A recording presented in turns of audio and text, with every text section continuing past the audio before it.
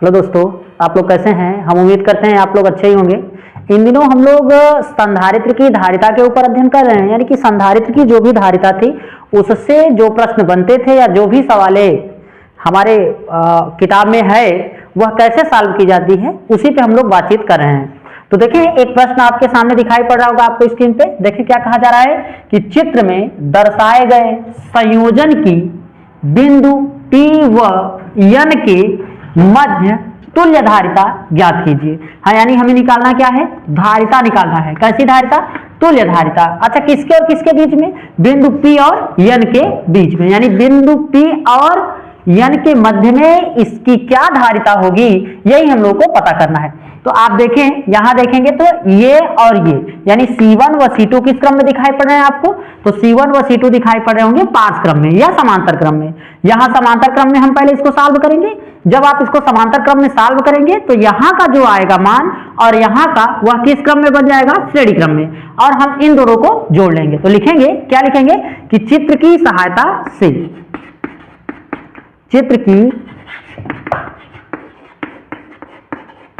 सहायता से, चित्र की सहायता से, चित्र में क्या दिया है, C1 व C2, C1 व C2 पार्श्व क्रम में है, पार्श्व क्रम में है। अतः C डैश बराबर क्या हो जाएगा, C1 plus C2। C dash बराबर C1 प्लस C2। तो जब हम C1 प्लस C2 निकालेंगे तो C डैश बराबर C1 का मान यहाँ पे कितना मिला है, C1 का मान मिला है 10 प्लस C2 का मान मिला है 20। जब हम इसको जोड़ेंगे तो कितना आएगा C डैश बराबर 30 माइक्रो फैराडे। अच्छा, फैराडे किसका मात्रक है, धारिता का है। तो यहां से किसका मान निकल के आ गया, C डैश का। अब जो हमारा चित्र बनेगा वह कैसा बनेगा, कुछ इस प्रकार का बनेगा। यानी इसको जब हमने सॉल्व किया तो यह एक जगह इसका संयोजन हो गया और कुछ इस प्रकार से ऐसे होगा। और यहां का जो मान हम लोग निकाले हैं C डैश का मान, वह कितना निकाले हैं, 30 माइक्रो फैराडे। ठीक, और फिर C3 का मान कितना है, 30 माइक्रो फैराडे। यह भी 30 और यह भी 30। अब हम क्या लिखेंगे, पुनः चित्र की सहायता से, यहां आप देखें लिखेंगे कि पुनः चित्र की सहायता से, पुनः चित्र की सहायता से C डैश व C3 किस क्रम में है, C डैश व C3 श्रेणी क्रम में है। किसमें भैया, श्रेणी क्रम में है। तो श्रेणी क्रम के लिए सूत्र क्या होता है, 1/C is equal to 1/C dash plus k 1/C3। हम लोग इसको लगाएंगे, इसकी सहायता से जब हम इसको सॉल्व करेंगे तो यहाँ पे क्या लिखेंगे, 1/C बराबर 1/C डैश का मान कितना पा दिया, 1 का, यहाँ C डैश का मान कितना है 30 प्लस 1/30। अब हम लोग क्या करेंगे, इसका और इसका एलसीएम लेंगे। तो 1/C बराबर इसका एलसीएम आएगा 30, हम यहाँ लिखेंगे 30। जब आप इससे इसमें भाग देंगे तो 1 बार जाएगा और 1 का गुणा 1 में करेंगे तो 1 आएगा, 1 प्लस, ठीक यही कंडीशन इसके साथ 1 जब हम जोड़ेंगे बच्चों तो कितना हो जाएगा, 1 और 1 जब जुड़ेगा तो हो जाएगा 2 और बटे का 2/30, 2 1 का 2 और 15 दूना 30, यानी कि 15 बार इसको ले जाएंगे तो 30 कट गया। अब जब हम इसको सॉल्व करेंगे तो 1/C डैश बराबर 1/15, यहां आ गया 15। अब इसको ऊपर ले जाएंगे तो 15 भी क्या हो जाएगा, ऊपर हो जाएगा। तो C बराबर कितना आएगा, 15 माइक्रो फैराडे। यानी बिंदु हम लिखेंगे, यहां आप इतना यहां तक देख पाए होंगे, हम यहां लिख देंगे नीचे, यहां थोड़ा सा देख लीजिए क्या लिखिएगा आप, लिखिएगा कि अतः बिंदु कहां से भाई, बिंदु कहां से करें, P से N तक, बिंदु P व N के मध्य धारिता कितनी है, 15 माइक्रोफैराडे है। तो इस प्रकार से इस प्रश्न का हल आपने कर लिया है। अब हम लोग इसी तरह अन्य प्रश्न पे बातचीत करते हैं। हम लोग प्रश्न नंबर 2 पे बातचीत करते हैं। क्या है कि तीन संधारित्र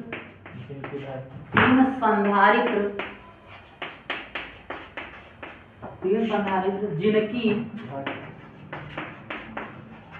जिनकी धारिता 10 15 10 व 30 माइक्रोफैराडे है। संधा 30 माइक्रोफैराडे है श्रेणी क्रम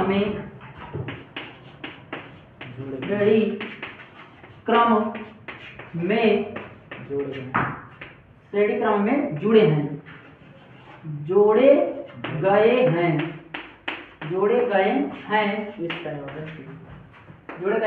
इस संयोजन के सिरों पर 60 वोल्ट की बैटरी लगाई गई। सिरों पर 60 वोल्ट की बैटरी लगाई गई है। आवेश लगाई गई है दिए गए बैटरी से लगाई गई है बैटरी से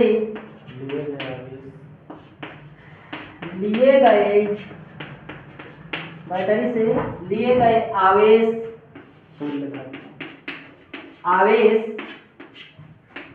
तुल्य धारिता तथा प्रत्येक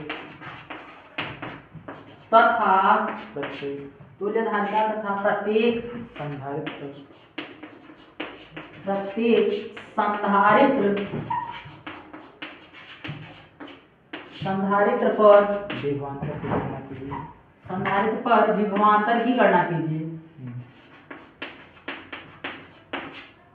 विभवांतर की गणना कीजिए।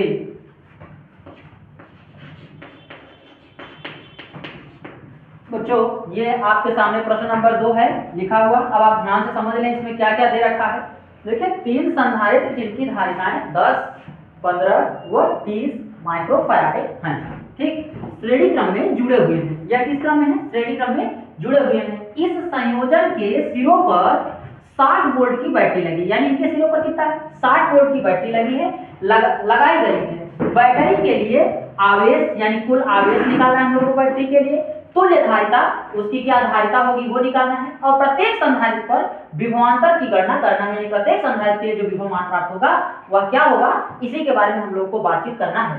तो सबसे पहले आप इसका चित्र समझें। चित्र अगर आप बनाएंगे तो कैसे बनाएंगे? हम ले लेते हैं, हमारे पास क्या है, 3 संधारित्र जुड़े हुए हैं कुछ इस प्रकार से। किस क्रम में है? श्रेणी क्रम में है, इसीलिए हमने श्रेणी क्रम में लिखा हुआ है। फिर इसको यहाँ पे लाएंगे। इनके सिरों पर जो बैटरी जुड़ रही है वह कितना जुड़ रही है? जो बैटरी जुड़ रही है वह जुड़ रही है कितने वोल्ट की? तो आप ध्यान से देखें तो 60 वोल्ट आपको दिखाया गया होगा कि 60 वोल्ट की बैटरी जुड़ रही है। तो यहाँ पे मान लेते हैं 60 वोल्ट। और यहाँ C1 मान लेते हैं। C1 बराबर कितना है? तो आप देखें वहाँ पे कितना है, 10 माइक्रोफैराडे, यानी कि यहाँ माइक्रोफैराडे एक के साथ लगा है तो इसका मतलब इन तीनों के साथ माइक्रोफैराडे। फिर यहाँ पे C2 बराबर कितना दे रखा है? 15 माइक्रोफैराडे। फिर C3 बराबर कितना दे रखा है? 30 माइक्रोफैराडे ये दे रखा है। अब हमसे पूछ रहे हैं ये कि हम ये निकालें कि सबसे पहले इनकी टोटल धारिता क्या होती है, संयोजन की कुल। देखें यहाँ पे दिए गए आवेश पर तुल्य धारिता, यानी जो भी आवेश हम इसको दे रहे हैं इसके लिए तुल्य धारिता निकालना है। तो इसकी तुल्य धारिता निकालेंगे हम लोग। प्रत्येक संधारित्र पर विभवांतर निकालना है, यानी प्रत्येक संधारित्र पर जो विभवांतर दिया गया वह क्या होगा, तो इसके बारे में हम लोग बातचीत करते हैं। तो देखें हम लोग लगाएंगे सबसे पहले जो फार्मूला वो क्या होगा, हम लिखेंगे कि चित्र की सहायता से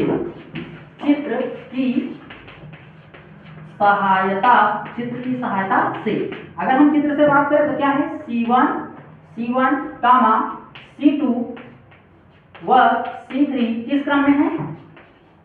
श्रेणी क्रम में है।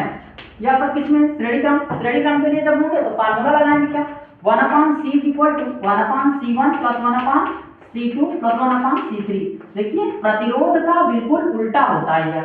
अगर आप प्रतिरोध की बात करें तो जिस प्रकार प्रतिरोध सॉल्व करते हैं उसी प्रकार अगर हम इसको करें तो ये क्या है, प्रतिरोध का बिल्कुल उल्टा। तो क्या करेंगे हम लोग यहाँ पे इसका मान रखेंगे, यानी कि क्या बताया अभी हमने बताया कि ये प्रतिरोधों का बिल्कुल क्या होता है, उल्टा होता है। अगर प्रतिरोध होता श्रेणी क्रम में तो हम सीधे लिखते हैं R1 + R2 + R3, लेकिन संधारित्र श्रेणी क्रम पे होगा तो 1/, में आ जाएगा। तो हमने इसको बटा में कर लिया है। अब हम यहाँ से आपको समझाते हैं कि इसका मान आप रखें 1/c बराबर C1 का मान, आप देखें इसको C1 मान रखे हैं तो 10, यहाँ C1 की जगह पर 10, C2 की जगह पर 15 और C3 की जगह पर 30। तो हम यहाँ लिखेंगे 1/10 और प्लस 1/15 और प्लस 1/30। तो बच्चों ये इसका हो गया पूरे का, इसका हम पूरे का क्या लेंगे, एलसीएम लेंगे। जब एलसीएम लेंगे आप पूरे का तो लिखेंगे 1/c बराबर इस 10 और 15 और 30 का जब एलसीएम लेंगे तो आएगा 30। पूरे का बटा कर देंगे 30 लिखेंगे। अब जब 30 में 10 का भाग देंगे तो 3 बार जाएगा, 3 का गुणा 1 में करेंगे तो लिखेंगे 3। ठीक इसी प्रकार 15 से भाग देंगे तो 2 बार जाएगा, यहाँ लिखेंगे 2 और प्लस 1। हम इसको जोड़ेंगे, जब जोड़ेंगे आप तो लिखेंगे 1/c बराबर, ये जोड़ेंगे तो 6 बटे का कितना हो जाएगा 30, ये हो गया 6/30, 6 1 का 6, 6 पंचे 30, यानी जब इसको काटेंगे तो कितना आएगा 1/5, यानी कि जब 1/c बराबर निकालेंगे तो 1/5 आएगा। और अगर जब आपसे हम c बराबर पूछेंगे तो क्या लिखेंगे 5 माइक्रोफैराडे। यह किसका मान है, संधारित्र का मान है। तो संधारित्र यहाँ से निकल के आ गया। अब हम लोगों से पूछा जा रहा है संधारित्र मिल गया है और क्या मिल गया, विभवांतर मिल गया है। अब हमसे यहाँ से देखें, पहली बात लिए गए आवेश, अब हमें क्या निकालना है, आवेश। तुल्य धारिता तो हम लोगों ने निकाल लिया, लिए गए आवेश। अब हम लोग यहाँ से क्या निकालेंगे, आवेश निकालेंगे। तो Q बराबर फार्मूला लगाएंगे आप CV, हम यहाँ करते हैं, आप देख लें फार्मूला होता है Q बराबर CV, यानी जब हम आप अब देखें हम क्या लिखेंगे भाई, आप लोग स्क्रीनशॉट ले चुके होंगे, हमने इसको मिटा दिया। अब आप देखें यहाँ पे लिखेंगे, हम जानते हैं कि Q बराबर क्या होता है, Q बराबर CV से। तो Q बराबर CV जब बच्चों लगाएंगे तो Q का मान चाहिए, Q बराबर CV का मान कितना है, V का मान अभी देखें यहाँ पे कितना है 60 वोल्ट है। पहले C का मान रखें, C का मान कितना है 5 क्या है माइक्रोफैराड है। तो 5 × 10 पे घाते कितना लिखेंगे आप, 10 पे घाते -6, 1 माइक्रोफैराड यानी कि 10 पे घाते -6 माइक्रोन को हमने बदल दिया इसमें, किसमें, इसका मान रख दिया मीटर में, और गुणित C का मान कितना है 60 है, तो यहाँ पे लिख दिया 60। अब जब आप इसका गुणा करेंगे, इसका इसमें गुणा करें तो कितना हो जाए 6 पंचे 30, यानी 300 × 10 पे घाते -6 क्या कूलाम, यह Q का मान है। लेकिन इसी में हमसे 3 चीजें और पूछी जा रही हैं। पूछा क्या जा रहा है कि प्रत्येक प्लेट पर विभवांतर का मान ज्ञात कीजिए, यानी V1 बराबर क्वेश्चन मार्क कामा V2 बराबर क्वेश्चन मार्क कामा V3 बराबर क्वेश्चन मार्क। ये चीजें निकालनी है V1 V2 V3। तो हम लोग क्या करेंगे, प्रत्येक यानी लिखेंगे कि प्रथम सिरे पर प्रथम प्लेट, फिर द्वितीय प्लेट, फिर तृतीय प्लेट पर। तो हम लिख देते हैं कि देखिए Q बराबर CV था ना, Q बराबर CV। तो हम लिखेंगे क्या 1 के लिए, यानी विभवांतर क्या पहले के लिए निकालेंगे तो इसको लिखेंगे C1 V1 Q का मान वही रहेगा, क्योंकि आवेश जो दिया जा रहा है इसको वह समान रूप से दिया जा रहा है। तो Q का मान आप जानते हैं कितना रखेंगे, तो Q का मान यहाँ पे कितना हो रहा है 300, तो हम Q की जगह पर रखेंगे 300। तो लिखेंगे कि 300 × 10 पे घाते -6। अच्छा माइनस क्यों लिखा, तो हमारा जवाब ये है कि माइक्रोन था, उसी को हमने बदल दिया, इसलिए हमने क्या लिखा -6। अब बराबर CV, यानी कि C1 का मान आप देखें, C1 का मान यहाँ से आप कितना पाएं 10 माइक्रोफैराडे। तो यहाँ लिखेंगे क्या 10 × 10 पे घाते -6 और गुणित के V1, ये V1 हो गया। बच्चों जो इधर गुणा में होता है इधर आता है तो भाग में हो जाता है, तो V1 बराबर कितना हो जाएगा 300 और गुणित 10 पे घाते -6, नीचे कितना लिखेंगे 10 × 10 पे घाते -6, -6 से -6 कट जाएगा, 1 0 से 1 0 कट जाएगा, यानी V1 बराबर कितना आएगा 30 वोल्ट। यानी प्रथम प्लेट पे जो आएगा उसका मान यही लिखेंगे, प्रथम प्लेट के लिए ना, हम इसको लिख देते हैं प्रथम प्लेट के लिए, प्रथम प्लेट के लिए। अब हम किसके लिए निकालेंगे, दूसरी प्लेट के लिए ना, तो लिखेंगे दूसरी प्लेट के लिए, द्वितीय दूसरी प्लेट पर। जब दूसरी प्लेट पर निकालेंगे तो लिखेंगे क्या Q बराबर C2 V2 लिखेंगे, Q बराबर C2 V2। Q का मान आप जानते हैं कितना है 300, अभी निकालें आप तो लिखेंगे 300 × 10 पे घाते -6 और बराबर C1 C2 का मान देखें आप ध्यान से, जब C2 का मान यहाँ देखें कितना दिखाएगा 15 माइक्रोफैराडे नहीं लिखे फैराडे, 15 माइक्रोफैराडे। तो Q2 की जगह पर यहाँ रखेंगे क्या 15 × 10 पे घाते -6 और गुणित के क्या लिखेंगे V2, यानी V2 का मान विभवांतर निकालना है। अब ये वाला किधर आ जाएगा भाग में, तो V2 बराबर हम लोग लिखेंगे 300 × 10 पे घाते -6 पूरे का बटा 15 × 10 पे घाते 6, -6 से -6 कट गया, 15 का 15, 15 दूना 30, यानी कितना आ गया 20 वोल्ट। यानी V2 का मान जो आया बच्चों वह कितना आया, V2 बराबर कितना आया 20 वोल्ट। तो V2 का मान हो गया। अब हम लोग को किसका मान चाहिए, V3 का मान चाहिए। तो अब हमारे पास जगह नहीं, हम इसको थोड़ा सा मिटाते हैं, फिर आगे आप देखें V2 का मान क्या होता है, V3 का मान। तो हम यही वाला मिटा देते हैं, आप इसका स्क्रीनशॉट लिए होंगे, देखते हैं। देखें आप, अब वही फार्मूला लिखेंगे क्या, तीसरी प्लेट के लिए ना, तीसरी प्लेट के लिए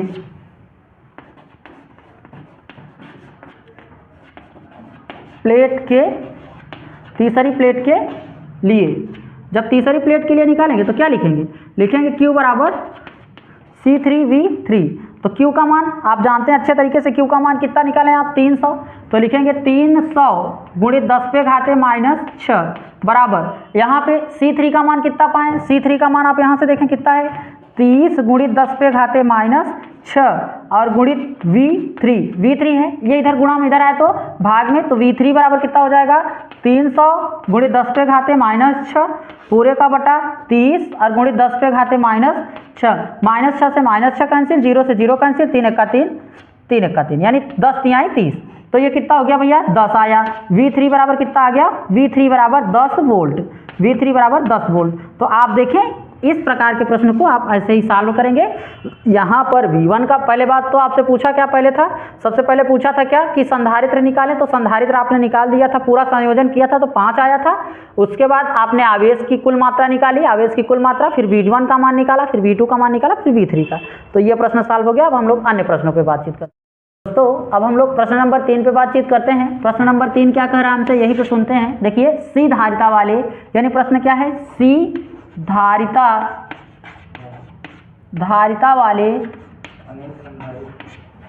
वाले अनेक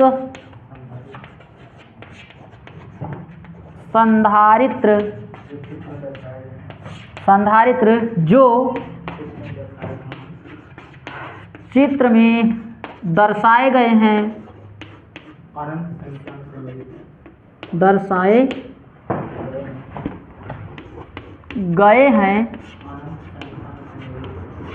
अनंत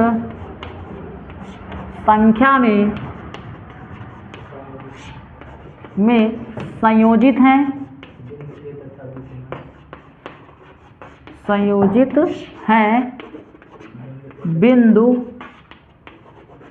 बिंदु A तथा B के बीच,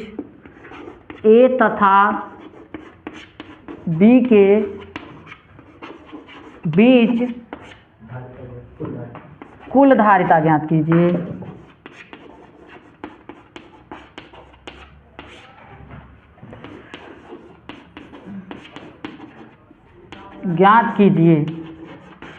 तो हम लोग को क्या करना है, कुल धारिता निकालना है। हम लोग यहाँ से समझते हैं, सबसे पहले तो यहाँ समझे कि भाई चित्र दिया होगा, तो हम आपके सामने चित्र बनाते हैं, पहले आप चित्र समझ लीजिए फिर हम इसको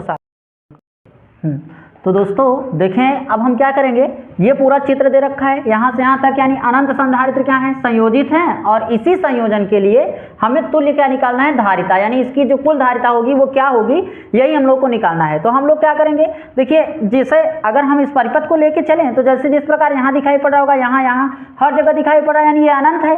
तो हम क्या करेंगे, एक को लेके चलेंगे। तो हम लिखेंगे कि माना बिंदु P व Q के मध्य क्या एक मान लेते हैं C डैश धारिता है, P व Q के मध्य दो संधारित्र श्रेणी क्रम में है। आप दो को लेना होगा आपको श्रेणी में, दो को पार्श्व में। तो हम यहाँ से यहाँ तक देखें, ये वाला किस में हो जाएगा, श्रेणी में हो जाएगा, और ये वाला किस में हो जाएगा, पार्श्व में हो जाएगा। तो हम लिखेंगे मध्य C डैश श्रेणी क्रम में संधारित्र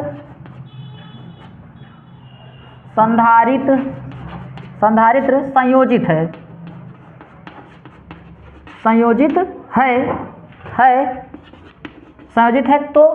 है तो एक नया चित्र हम लोग समझते हैं, C डैश बन गया। अगर जुड़ेगा तो हम अब क्या लेंगे, A और B, यानी इतने भाग को आप अलग कर लीजिए। जब अलग करेंगे तो लिखेंगे A यहाँ से यहाँ तक खींचे, ऐसा फिर B यहाँ लिखें, फिर खींचे इसको, और जिस प्रकार चित्र बनाए ठीक उसी प्रकार का आप बनाते जाएं। आगे समझें अब।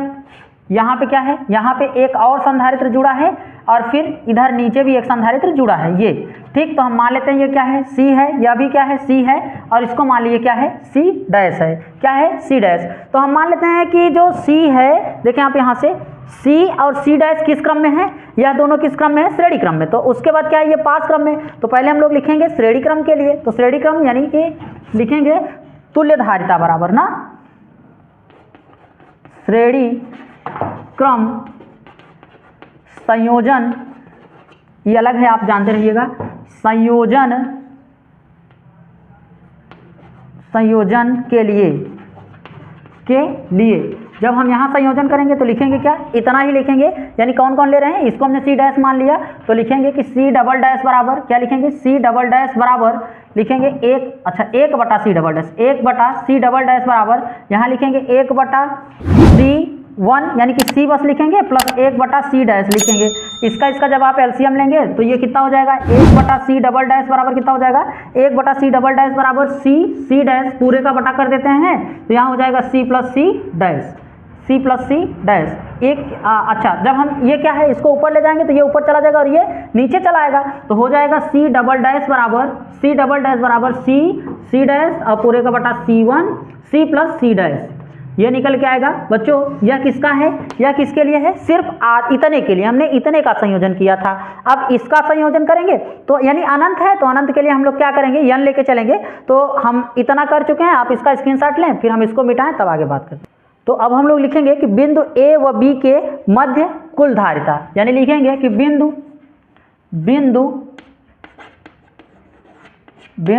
A व B के मध्य कुल धारिता,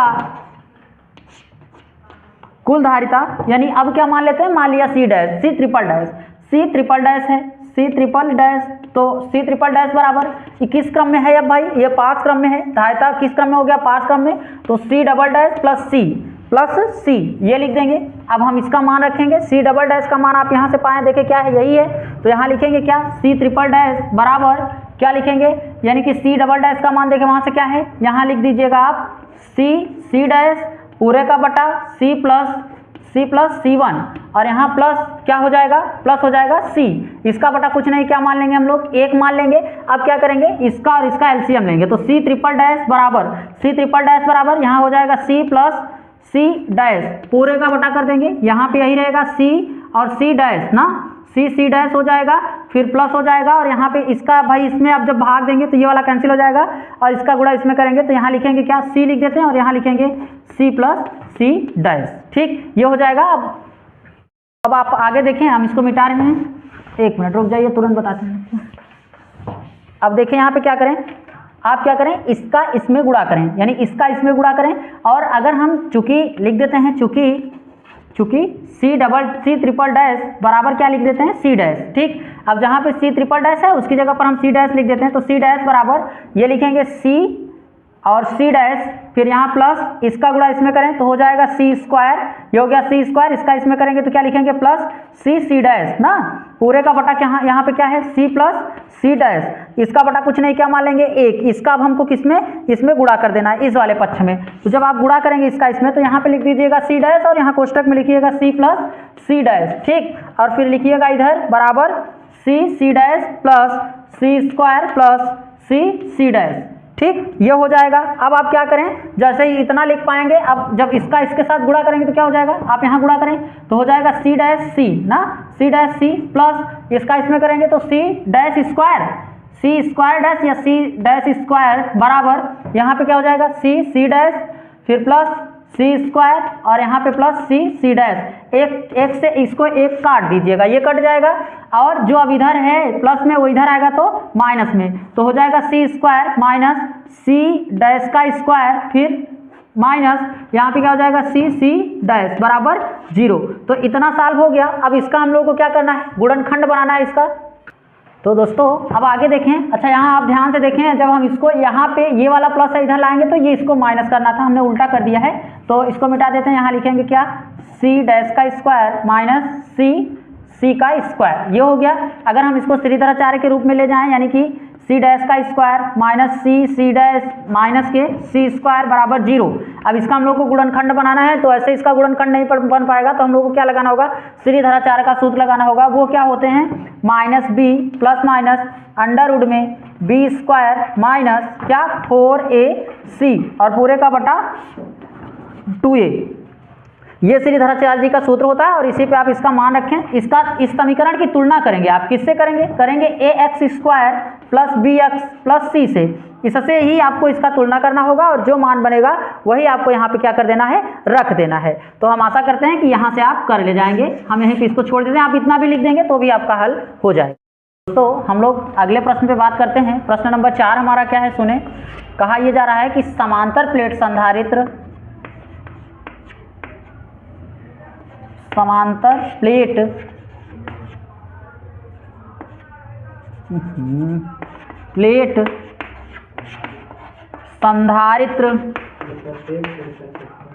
संधारित्र की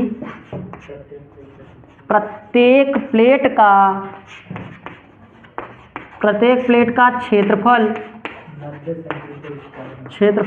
90 सेंटीमीटर स्क्वायर है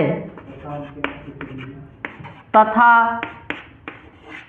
उनके मध्य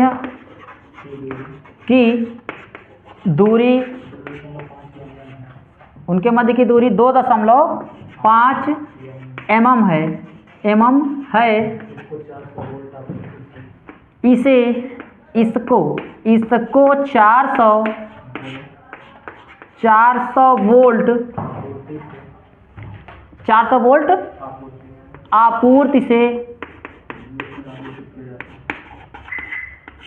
से जोड़कर आवेशित किया जाता है।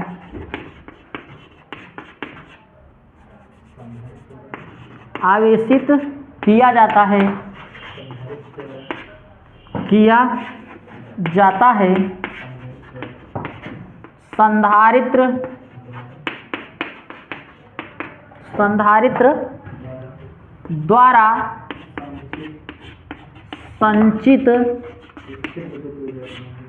संचित स्थिर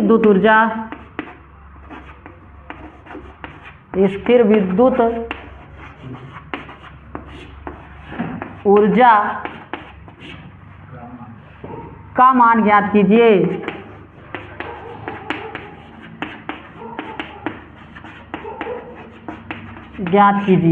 तो ये रहा हमारा प्रश्न। अब हम लोग इसी पे सबसे पहले बातचीत करते हैं, क्या दिया है ये समझ लें। समांतर प्लेट संधारित्र की प्रत्येक प्लेट का क्षेत्रफल, यानी क्षेत्रफल कितना दे रखा है, a बराबर दे रखा है कितना,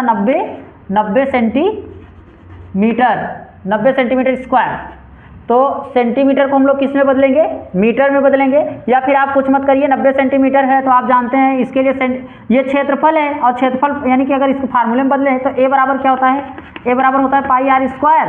तो हमें क्या चाहिए, पहले r का मान चाहिए, क्योंकि भाई क्षेत्रफल दे रखा है। अच्छा नहीं r का मान नहीं चाहिए, क्षेत्रफल तो दिया ही है। यहाँ से देखिए क्षेत्रफल दे रखा है सेंटीमीटर में, इसको हमें किस में बदलना है, मीटर में। तो a बराबर हम लिखेंगे कितना, 90 गुणित 10 पे घाते, यहाँ देखें 1 सेंटीमीटर में इसको अगर भाग देंगे सेंटीमीटर, इस पहले यही समझ लीजिए, सेंटीमीटर इंटू सेंटीमीटर इसको हम लिखेंगे। तो 1 सेंटीमीटर को मीटर में बदलने के लिए क्या कर सकते हैं, 1/100 से गुणा 1/100, और फिर इसका भी बदलने के लिए 1/100। तो ये किस में हो गया, मीटर स्क्वायर में हो गया। अब इसको लिख सकते हैं क्या, a बराबर 90 गुणित 1/10 पे घाते माइनस प्लस 4, नीचे प्लस है ऊपर आएगा तो माइनस में। तो a बराबर कितना हो जाएगा, 90 गुणित 10 पे घाते -4 मीटर स्क्वायर। ये किसका मान है, a का मान है। a का मान मिल गया। अब दोनों के बीच की दूरी, मध्य की दूरी कितना है, यानी स्मॉल d बराबर कितना दे रखा है, स्मॉल d बराबर 2.5 क्या, 2.5 mm। मिलीमीटर को हम लोग किस में बदलेंगे, मिलीमीटर को मीटर में बदलने के लिए हम इसमें गुणा करा देते हैं 10 पे घाते -3 का। तो लिखेंगे, यानी मिलीमीटर को जब आप मीटर में बदलेंगे तो नीचे 1000 का भाग देंगे, तो हम इसको सीधे 10 पे घाते -3 कर देते हैं। तो लिखेंगे 5 गुणित 10 पे घाते -3 मीटर, ये मीटर में हो गया। अब आप आगे देखें क्या कहा जा रहा है, इसको 400 वोल्ट आपूर्ति, यानी विभवांतर जो V बराबर है कितना है, 400 वोल्ट ये दे रखा है। 400 वोल्ट आपूर्ति से जोड़कर आवेशित किया जाता है, यानी इसे आवेशित किया जाता है। संधारित्र द्वारा संचित स्थिर विद्युत ऊर्जा ज्ञात कीजिए, यानी हमें निकालना क्या है, U बराबर क्वेश्चन मार्क। तो U बराबर जो फार्मूला होता है, U बराबर होता है 1/2 CV²। तो बच्चों हम यहाँ से ध्यान से देखें तो हमें क्या है, V का मान मालूम है, लेकिन मान किसका नहीं मालूम है, C का। तो हम लोग को किसका मान निकालना होगा, C का। तो जब आप C का मान निकालेंगे तो C बराबर जो फार्मूला होता है क्या होता है, C बराबर होता है ε0A/D। C बराबर ε0, ये देखें यही लगाएंगे तो ε0 का मान आपको मालूम होना चाहिए। तो ε0 का मान कितना होता है, 8.85 गुणित 10 पे घाते -12। तो लिखेंगे कि C बराबर 8.85 गुणित 10 पे घाते, C नहीं ε0 बराबर 10 पे घाते -12, ये हो गया, और गुणित इसका मान है ε0 का। A का मान देखें आप कहाँ निकाले हैं, A का मान आप कहीं निकाले हैं, देखें यहाँ 90 गुणित 10 पे घाते -4। तो लिखेंगे 90 गुणित 10 पे घाते -4, पूरे का बटा कर देंगे। D का मान आप ढूंढेंगे कि D का मान कितना पाएँ, तो पाएँ 2.5 गुणित 10 पे घाते -3, 10 पे घाते -3। तो ये निकल के आया। अब हम लोग क्या करेंगे, इसका कैलकुलेशन करते हैं। तो अब हम इसको साफ करते हैं, फिर आगे बातचीत करते हैं, इसके बाद वहाँ कैलकुलेशन इसका कैसे करेंगे। तो अब आप यहाँ देखें C बराबर क्या लिखेंगे, C बराबर लिखेंगे, गुणा करें तो हो जाएगा 9 × 5 = 45 का 5, हासिल लगा कितना भैया 4, फिर 9 और 72, 72 4 76 का 6, हासिल लगा 7, फिर क्या करें 9 का गुणा करें 8 में, 9 और 72, 72 में 7 जोड़ेंगे तो क्या आएगा 79। तो यहाँ लिख देते हैं कितना 79, 7 9, ये हो गया। देखें दशमलव कितने अंक पर है, तो दशमलव यहाँ कितने अंक पर है, 2 अंक पर है, तो यहाँ लगा देंगे 2 अंक पे दशमलव लगा देंगे, 2 अंक पे दशमलव हो जाएगा। और फिर देखें यहाँ पर एक ये 0 है तो हम उसको छोड़ दिए, वो 0 को, ये इसका इसमें गुणा किए, और यहाँ 0 अगर आप बढ़ाना चाहते हैं तो बढ़ा लीजिएगा, ठीक। फिर गुणित 10 पे घाते यहाँ पे कितना है, 10 पे घाते -12, 10 पे घाते -12, और गुणित 10 पे घाते कितना है -4, 10 पे घाते तो यहाँ लिखेंगे नीचे क्या लिखेंगे 2.5 गुणित 10 पे घाते कितना लिख देंगे 10 पे घाते -3। अच्छा अब आप ध्यान से देखें, यहाँ दशमलव देखें, एक भाई कितने अंक, पूरा 2 अंक पे दशमलव होना चाहिए, 1 2, और हमने यहाँ पे 3 अंक पे लगा दिया था, तो हमें यहाँ पे क्या कर देना था, दशमलव को यहाँ रख देना है ना। तो ये हो गया 3 अंक पे दशमलव। अब हम लोगों को क्या करना होगा कि घात को हल करना है। तो अगर हमें इस दशमलव को हटाना होगा तो इसकी घात को और बढ़ा देना है। तो C बराबर कितना हो जाएगा 7 9 6, और यहाँ दशमलव लगा के यहाँ लिखेंगे, हम नीचे एक 0 बढ़ा देंगे दशमलव को काटने के लिए ताकि आसान हो जाए। 10 पे घाते ये कितना हो गया -16, और गुणित ये ऊपर, इसको ऊपर ले जाएंगे आप तो 10 पे घाते माइनस कितना हो जाएगा +3 हो जाएगा। अब पूरे का बटा कर दीजिएगा, लिखिएगा 25.25, यहाँ 2.5 एक 0 बढ़ा दीजिएगा, इसको इससे काट दीजिएगा और इसको इससे काट दीजिएगा। जब आप इसे काट देंगे तो यहाँ पे कितना हो जाएगा, सॉल्व करेंगे तो C बराबर कितना आएगा 7 9 6 5, और गुणित 10 पे घाते यहाँ पे सॉल्व करेंगे तो कितना, 16 में से 3 घटाएंगे तो कितना बचेगा -13, और पूरे का बटा कितना हो जाएगा भैया 25। ये तो आप इसको सीधा सीधा काट दीजिएगा, जब डायरेक्ट आप काट के चेक कर लीजिएगा तो आएगा लगभग में 319 गुणित 10 पे घाते -13। अगर आप इसको सॉल्व करेंगे और नज़दीक लाएंगे तो लिख सकते हैं C बराबर 31.9 गुणित 10 पे घाते -12 फैराडे। यह किसका मान है, C का। जब C का मान निकल के आ जाएगा, यानी कि आप इसको कैलकुलेट कर लीजिएगा, जब C का मान निकल जाएगा तब हमें किसका मान निकालना होगा, C के मान को निकालने के बाद हमें U का मान चाहिए। तो U के मान को निकालने के लिए हमने आपको फार्मूला बताया था, U कैसे निकालेंगे। U का मान होता है, U बराबर होता है 1/2 CV²। तो 1/2 C का मान आप अभी निकालें कितना, 31.9 गुणित 10 पे घाते -12, अगुणित V का मान आप देखें, V का मान यहाँ पे कितना है 400, तो 400 का स्क्वायर कर दीजिएगा आप, 400 का क्या कर दीजिए स्क्वायर, तो 4 का स्क्वायर कितना होता है 16, इसको लिखेंगे 1/2 गुणित 31.9 और गुणित 10 पे घाते -12। तो बच्चों इसका गुणा करेंगे तो ये कितना हो जाएगा 16, और कितना 0 बढ़ाएंगे 4 0, 1 2 3 4 0। तो इसको लिख सकते हैं U बराबर, इसको जब भी आप काटेंगे 2 का 2 और 8 दूनी 16, तो यहाँ पे कितना हो जाएगा, यहाँ हो जाएगा 31.9 और गुणित ये -12 है, ये किसको कितना लिखेंगे आप 8, और गुणित लिख सकते हैं 10 पे घाते 4 और 10 पे घाते -12। जब इसको आप सॉल्व करेंगे इसका आप इसमें गुणा कर दीजिएगा, U बराबर तो 9 और 72 का 2, हासिल लगा कितना 7, हासिल लग जाएगा, और 7 क्या 9 का, अब 8 का 1 में गुणा करेंगे 8, और 8 और 7 कितना हो जाएगा 8 7 15, 15 का कितना लिखेंगे 5, और फिर एक हासिल बन जाएगा, और 8 3 24 और 1 25, और गुणित इसको घटाएंगे 10 पे घाते कितना हो जाएगा माइनस के 8, एक अंक पे दशमलव यहाँ लगा दीजिएगा दशमलव। तो जब आप यहाँ सॉल्व करेंगे तो u बराबर कितना आ जाएगा, u बराबर आएगा 2 5 यानी 255.2 गुणित 10 पे घाते माइनस 8 जूल।